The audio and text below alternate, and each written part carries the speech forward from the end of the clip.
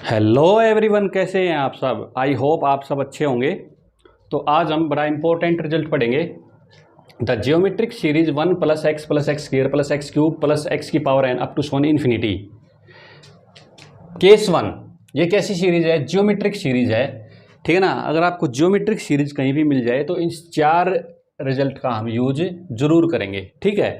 तो देखो यहाँ से पहला केस क्या है, कन्वर्ज इफ ए -1 और 1 के बीच में क्या आ जाए, x आ जाए, यानी कि x mode x less than 1 हो।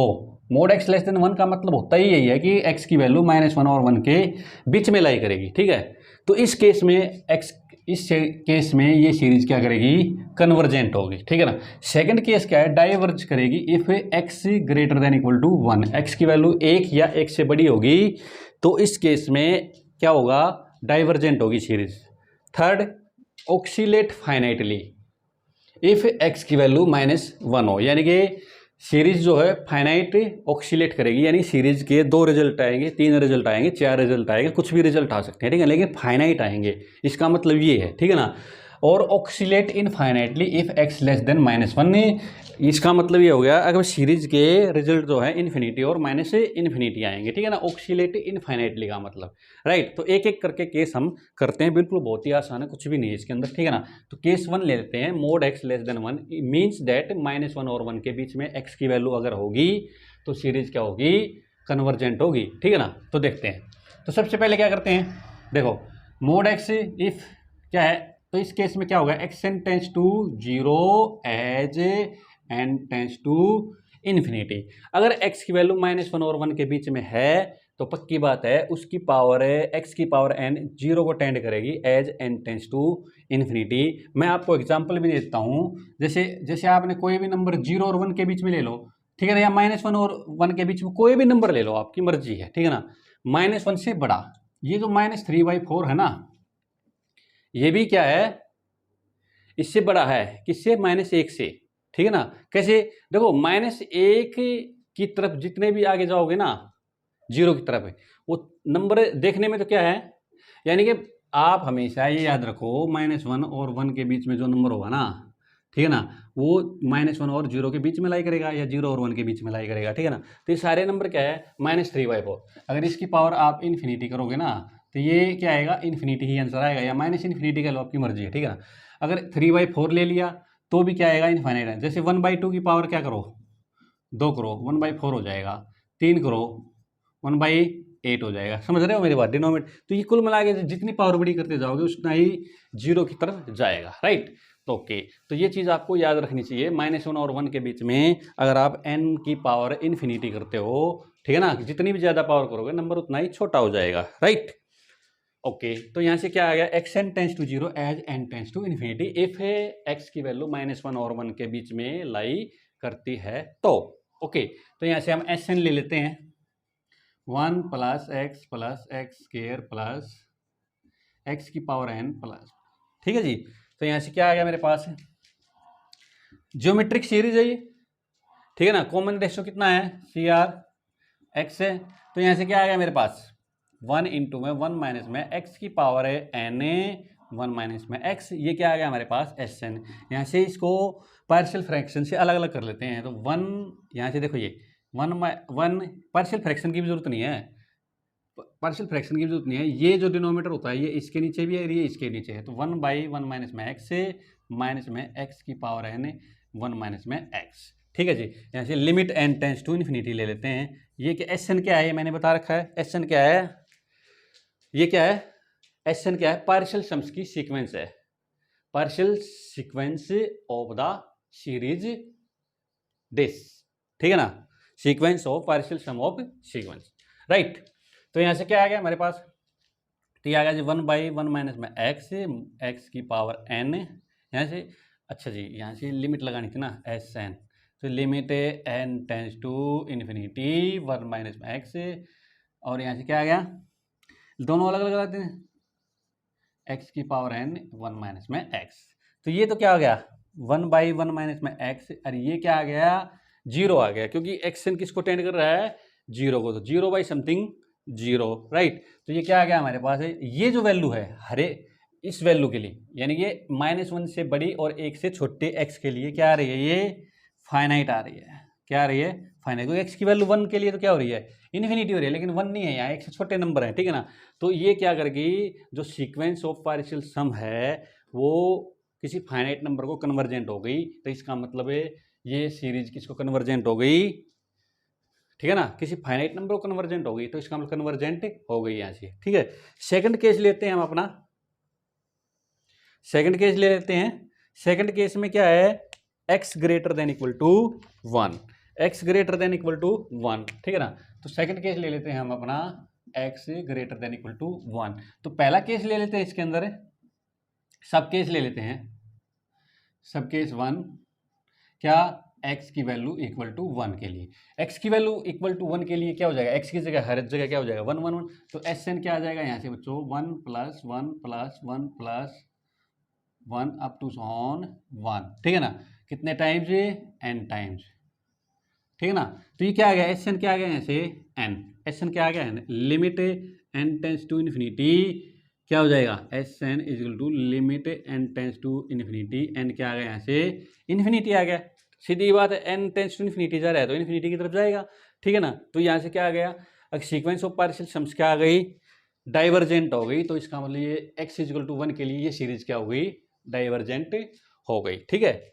ओके, नेक्स्ट देखते हैं कि सब केस 2, सब केस 2, सब केस 2 में क्या है, वे x ग्रेटर देन 1 के लिए। अब x ग्रेटर देन 1 के लिए तो कोई भी वैल्यू, जैसे 5/4 ले लिया आपने, इसकी पावर जितनी करोगे ना उतना ही बड़ा नंबर हो गया है। देखो इससे इससे और बड़ा नंबर आ गया, इसकी पावर और करोगे कितना आ गया, ये और बड़ा नंबर हो गया, ठीक है ना। तो एक से बड़े नंबर की जितनी ज्यादा पावर करोगे उतना ही बड़ा नंबर आता जाएगा। तो जब जैसे जैसे n इन्फिनिटी की तरफ जाएगा, ये नंबर भी किसकी तरफ जाएगा, इन्फिनिटी की तरफ जाएगा। अगर नंबर कैसा है, एक से बड़ा है, तो यहाँ एक x क्या है, ग्रेटर देन 1 है।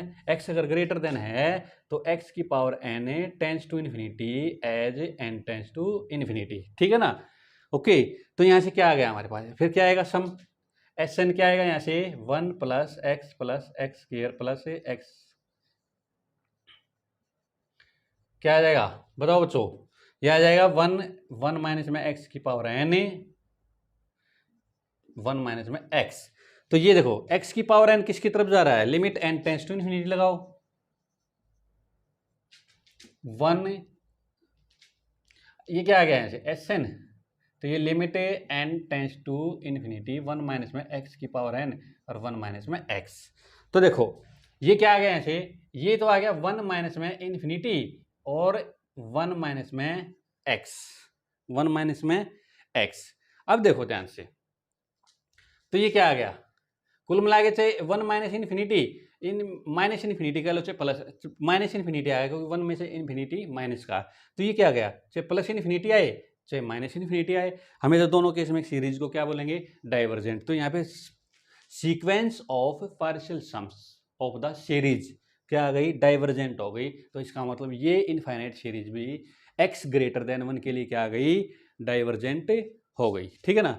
नेक्स्ट 2 केस और बच गए हमारे पास, ऑक्सीलेट फाइनाइटली और ऑक्सीलेट इनफाइनाइटली। तो इन दोनों केस को हम बारी बारी यहाँ पर पढ़ेंगे, ठीक है। थर्ड केस लेते हैं, case third x equal to -1, ठीक है जी, ले लेते हैं। तो करो जी, यहाँ से Sn ले लेते हैं 1, फिर क्या आएगा x की वैल्यू -1, फिर स्केयर पे क्या आएगा प्लस का 1, फिर क्यूब पे क्या आएगा -1। ये आप जानते हो x की पावर है इवन पर, अगर -1 की पावर मैं इवन करता हूँ तो 1 आएगा, ओड करूँगा तो -1 आएगा। तो अल्टरनेट सीरीज बनेगी है, ये क्या आएगा +1 -1 +1 -1 अप टू सॉन n टर्म तक ले लेते हैं, ठीक है ना। ओके, अब देखो क्या आ रहा है यहाँ पे, देखो पहले क्या आया, S limit n tends to infinity करता हूँ, तो पहले तो क्या आएगा, इसका सम 1 आएगा, पहले सम क्या आएगा, देखो 1, पहले तो 1 आया, फिर दूसरी टर्म के साथ किया 0, फिर 1 आएगा, फिर 0 आएगा, फिर 1 आएगा, फिर 0 आएगा। तो इसका मतलब क्या कर गया, ये जो सीक्वेंस ऑफ पार्शियल सम है वो क्या आंसर दे रही है, 1 और 0। तो 1 और 0 यानी कि इसकी कोई फिक्स लिमिट नहीं आ रही है, ठीक है ना तो ये कन्वर्जेंट है या डाइवर्जेंट है, ठीक है ना। लेकिन दो आंसर आ रहे हैं 1 और 0, क्योंकि दोनों आंसर क्या है, फाइनाइट हैं, दोनों आंसर फाइनाइट हैं और काउंटिंग में भी क्या है, फाइनाइट है। तो इसका मतलब ये sequence of partial sum of the series क्या हो गई, ऑक्सीलेट फाइनाइटली, यानी कि इनका सम क्या आ रहा है, फाइनाइट आ रहा है, लेकिन कोई फिक्स लिमिट नहीं आ रही है, ठीक है ना। ओके, तो ऑक्सीलेट फाइनाइट हो गई, ठीक है। सेकंड केस ले लेते हैं, fourth case 4, x less than -1, x less than -1 ले लेते हैं, ठीक है जी। ओके, तो x लेस देन -1 है, तो इसका मतलब क्या आ गया, that is -x greater than 1। जानते हो ना ये बात, अगर मैं इसको माइनस से मल्टीप्लाई कर देता हूँ तो इनइक्वलिटी क्या हो जाएगी, चेंज हो जाएगी। तो इस -x का मतलब क्या रख लेते हैं हमें, r, -x का मतलब क्या लेते हैं, r, और क्योंकि -x ग्रेटर देन 1 है तो -x = r, r greater than 1 है, ठीक है ना। तो r ग्रेटर देन 1 के लिए अभी हमने पढ़ा था, r ग्रेटर देन 1 के लिए क्या आएगा बताओ, r की power n tends to infinity, क्योंकि r ग्रेटर देन 1 है, as n tends to infinite. Is it clear?